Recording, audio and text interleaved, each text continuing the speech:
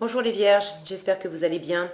On va découvrir ensemble vos énergies pour la semaine du 19 au 25 octobre. Comme d'habitude, gardez bien à l'esprit que ce sont des énergies générales, c'est comme une sorte de météo et vous seul décidez de ce que vous en faites. Donc vous prenez uniquement ce qui résonne pour vous dans ce tirage et vous laissez le reste. Je vous invite également à consulter les vidéos de votre ascendant et des autres signes de votre thème astral pour compléter ces informations. Ici l'énergie avec laquelle vous entrez dans la semaine, ce que vous voulez profondément, comment vous vous sentez, la force qui vous soutient, le challenge cette semaine, le résultat et un message, un conseil pour finir.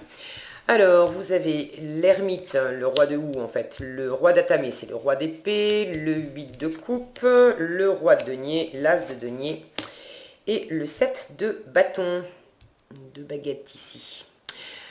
Ok. Alors, on a... j'ai les 4 éléments, j'ai de la coupe, j'ai de l'épée, j'ai du denier, j'ai du bâton.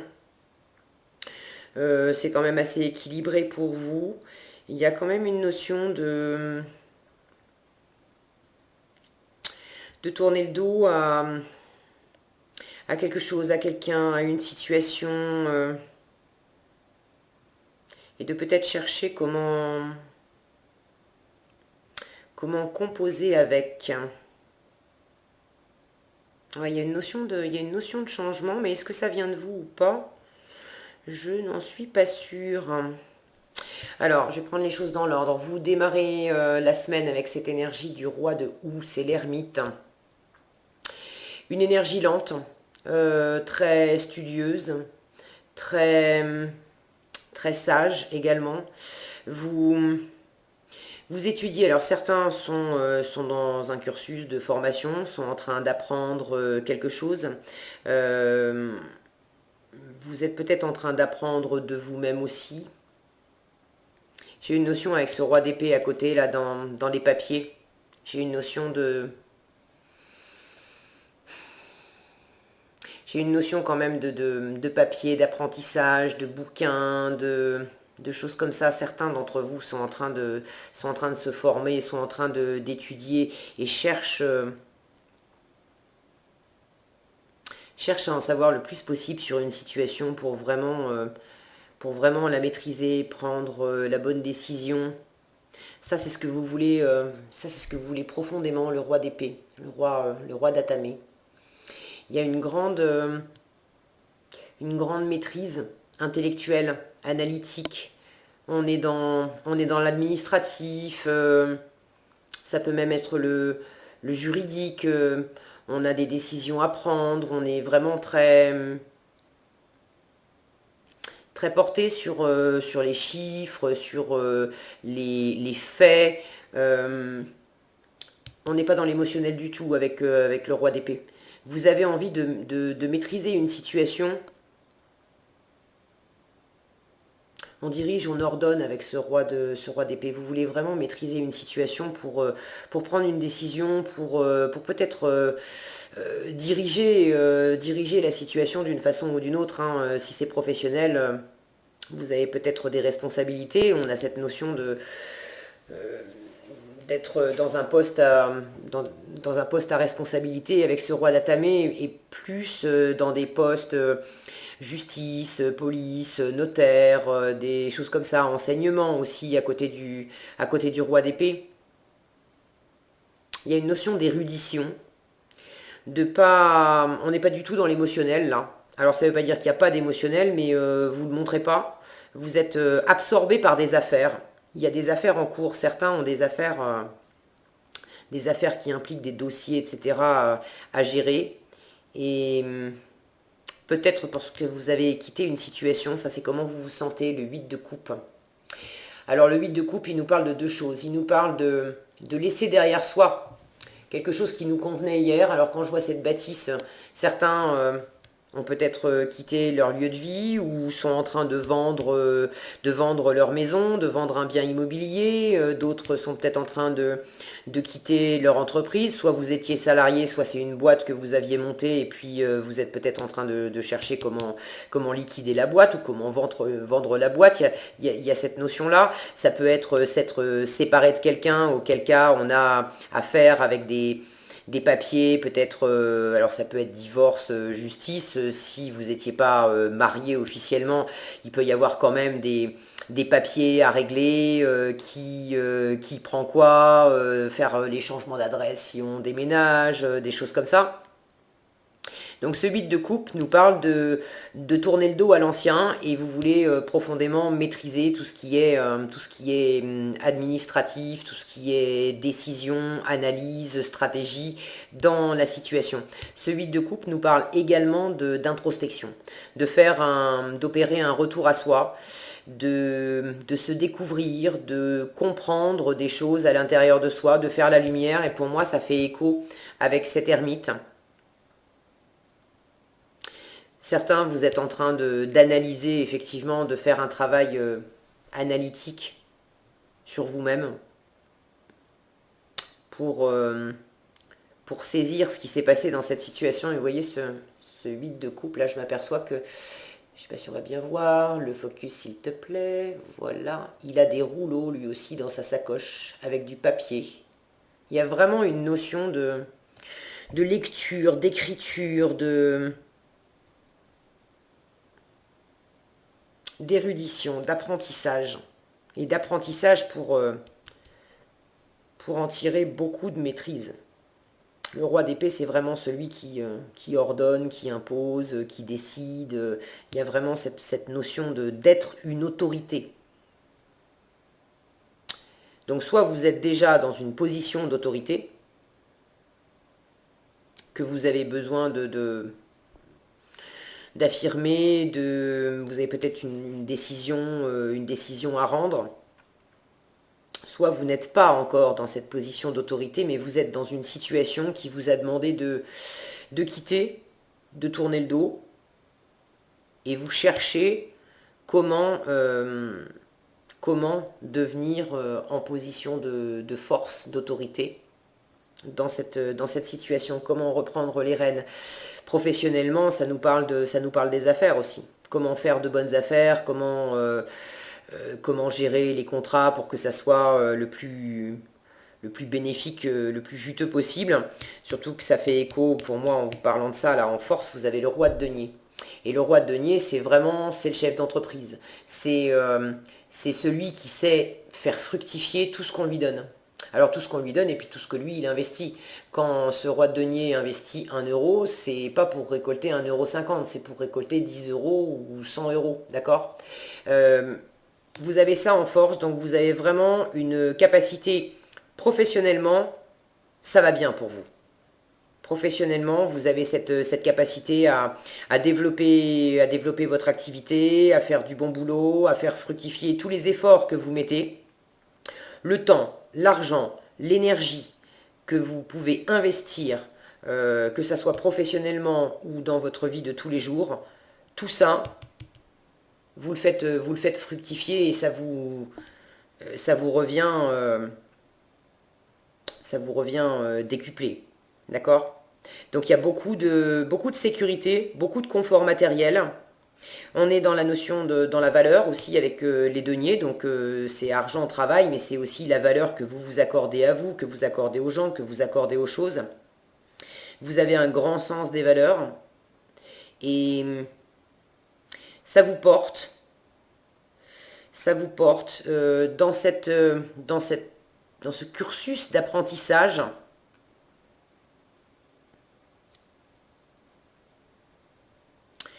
Il est possible que vous ayez tourné le dos à une situation, à une personne, à un job, je ne sais pas, justement pour rester en adéquation avec vos valeurs profondes. Il y avait peut-être quelque chose qui était plus en phase avec vos valeurs. Et ça vous donne beaucoup d'assurance, ça vous porte justement d'être respectueux de ces valeurs. Si vous les avez, c'est pas pour des prunes, c'est parce qu'elles vous ont servi jusqu'à présent.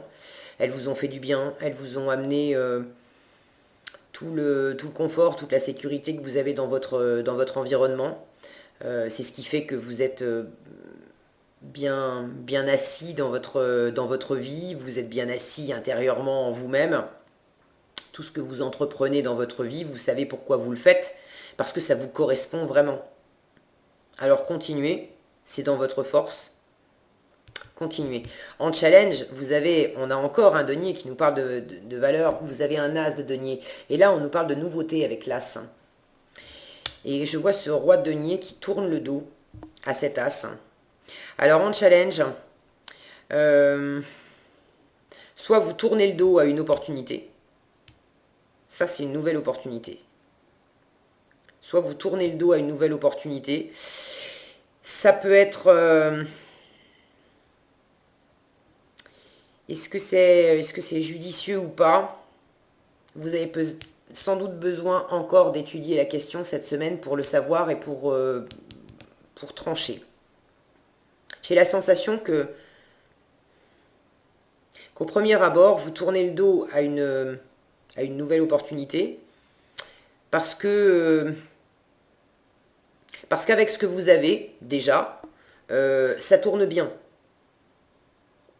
Et vous n'avez peut-être pas envie de prendre le risque d'introduire un élément nouveau dans quelque chose qui est déjà très stable et très sécurisant pour vous comme environnement.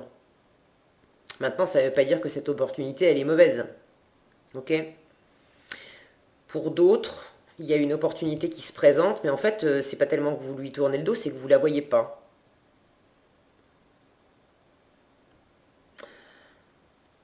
J'ai quand même cette notion de tenir bon et de s'accrocher à ce qui est important. En résultat, vous avez le 7 de baguette. Donc c'est le 7 de bâton. Et le 7 de bâton nous parle d'endurance, de tenir bon, de tenir ses positions, de pas lâcher le truc. Vous voyez, cette femme, elle est chez elle, elle est dans son domaine, elle est dans son environnement. Et ces bâtons, elle les accroche, c'est comme des trophées. C'est ce qui lui tient à cœur, c'est ce qui est important pour elle. Donc j'ai la sensation que vous vous accrochez à ce qui a vraiment de la valeur à vos yeux. Et du coup, en challenge, cette nouvelle opportunité, est-ce que vous la voyez mais vous ne voulez pas la saisir parce que vous considérez que ça ne rentre pas dans votre grille de valeur? Est-ce que vous ne la voyez carrément pas parce que vous êtes peut-être trop focalisé sur ce qui a de la valeur actuellement pour vous, ce que vous voulez maintenir, hein, ça peut être votre job actuel, etc. Et vous pouvez un peu passer à côté de cette nouvelle opportunité. Vous savez mieux que moi, mais j'ai la sensation qu'il y a je sens qu'il y a une forme d'interrogation là. Et que vous avez justement très à cœur de creuser la question pour en avoir le cœur net. C'est quand je vois cet homme là qui est en train de se frotter la barbe, si ça veut bien, oui, non, voilà. Je vois cet homme qui est en train de se frotter la barbe, j'ai vraiment cette sensation il faut que j'en ai le cœur net. Comme si d'un côté oui, je sens que c'est bon d'avoir tourné le dos à quelque chose, d'avoir laissé derrière moi quelque chose. Et en même temps, ce que j'ai sous les yeux là, qu'est-ce que j'en fais? Qu'est-ce que j'en fais? Comment je vais faire fructifier ça? Il y a une notion de créativité, d'inventivité, on est dans de la nouveauté.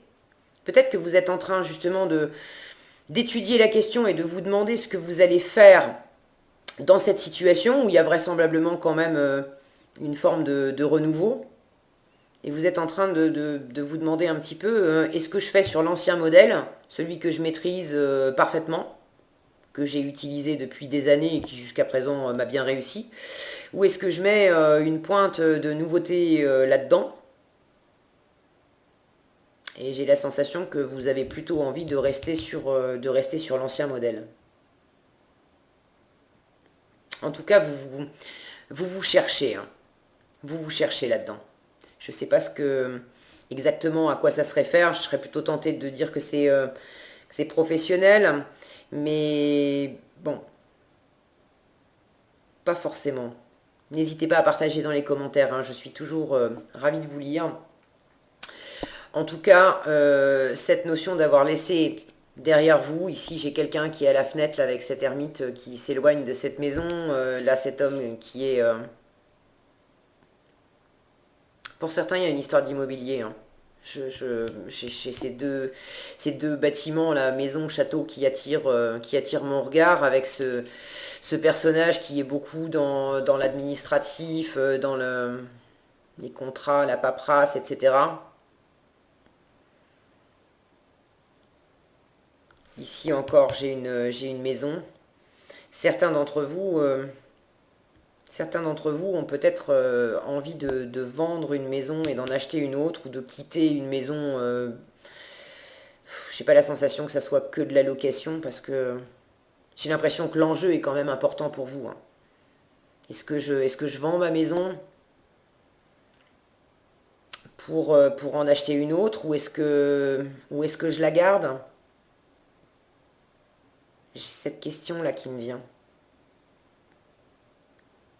J'ai cette question aussi qui me vient de dire, est-ce que l'herbe est vraiment plus verte ailleurs? Et est-ce que je ferais pas mieux de rester avec ce que j'ai déjà? Certains, vous avez cette question qui vous préoccupe là. Visiblement, en force, au moins pour cette semaine, ça vous porte plus de rester avec ce que vous avez déjà.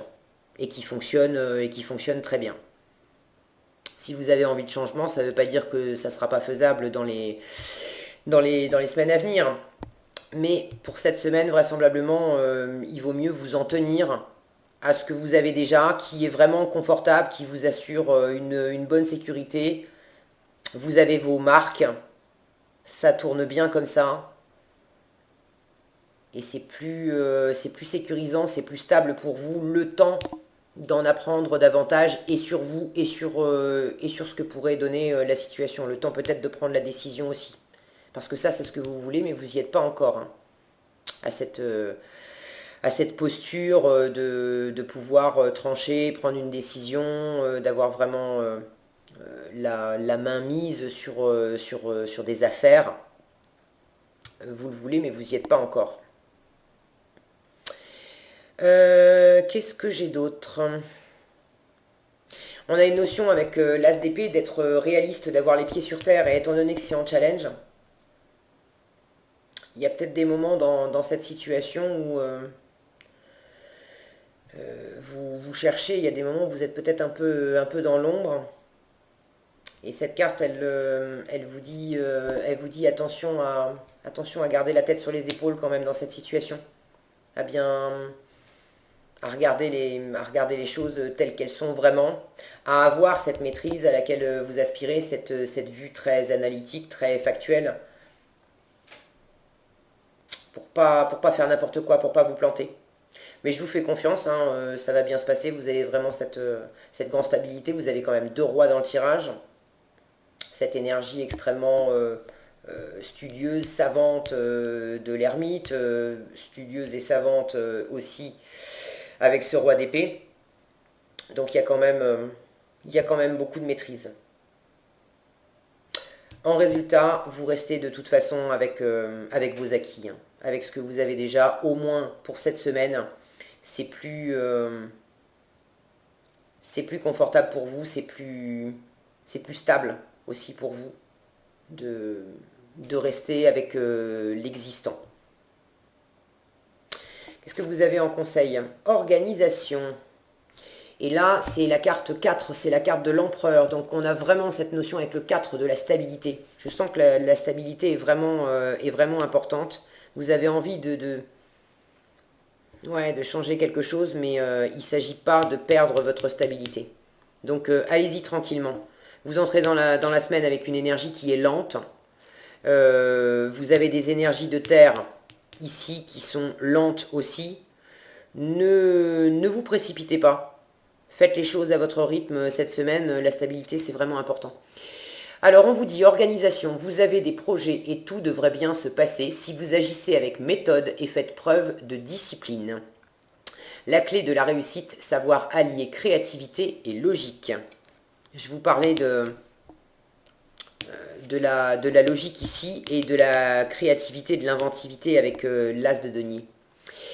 N'hésitez pas à demander de l'aide à une personne avisée ou à vous adresser à un mentor. Et ça aussi, ça peut être cet ermite. Vous êtes en recherche d'étudier, etc. Mais vous pouvez aussi faire appel à quelqu'un qui saura vous guider. Ce roi d'Atamé, c'est également quelqu'un qui est très érudit, qui a beaucoup de savoir. Si vous êtes dans un processus de vente d'entreprise, de vente de biens immobiliers, bref, de vous poser des questions un peu, mais sur des choses concrètes, matérielles, qui engagent pas des petites sommes, d'accord. Faites appel à des conseillers, au moins à un conseiller, qui saura vous orienter judicieusement. Voilà ce que j'avais pour vous cette semaine les vierges. J'espère que cette vidéo vous sera utile. Si elle vous a plu, je vous invite à la liker, la partager, la commenter. Et pour être averti quand je publie de nouvelles vidéos, il suffit de vous abonner et d'activer la cloche des notifications. Prenez bien soin de vous, passez une excellente semaine et je vous dis à bientôt dans un prochain tirage.